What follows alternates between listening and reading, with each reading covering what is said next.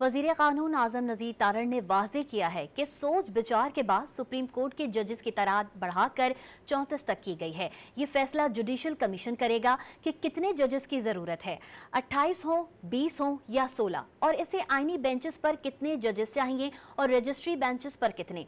Supreme court जजेस की तादाद बढ़ाना जरूरत थी। चारों रजिस्ट्री साल हर साल खाली रहती हैं। प्रैक्टिस एंड प्रोसीजर कानून की मंजूरी के हवाले से वजीर कानून का कहना था 26वीं आईनी तरमीम के बाद जरूरी था कि आईनी बेंचेस के सीनियर मोस्ट जजेस भी कमेटी में हों ताकि दो मुंतखब स्ट्रीम्स में काम ना हो। जजेस इन सुप्रीम कोर्ट है ना, वो बड़ी सोच विचार के बाद that number has been increase to 34, 34 कर दिया गया, लिखा गया अप टू 34, यानी कि ये अपर सीलिंग है। इसके नीचे 16 हो, 20 हो, 24 हो, 28 हो, वो जुडिशल कमीशन देखेगा कि कितने जजेस की ज़रूरत है आईनी बेंचों पर और अदरवाइज। इसमें एक बड़ी डिमांड जो थी वो हमारी सुप्रीम कोर्ट बार एसोसिएशन की और हाई कोर्ट बार्स की थी।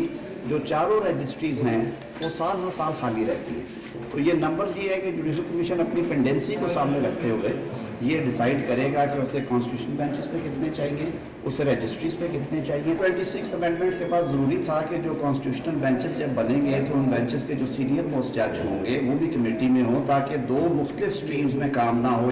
ये किया गया है कि जो कमेटी है उसमें चीफ जस्टिस, सीनियर मोस्ट जज और उनके साथ जो आईनी बेंचेस में जो सीनियर मोस्ट होंगे वो आएंगे। ये बात कि कौन सा केस कहाँ पे जाना है और कौन सा कहाँ पे जाना है वो आइन में 3 रुकनी कमेटी का अलग से जिक्र है।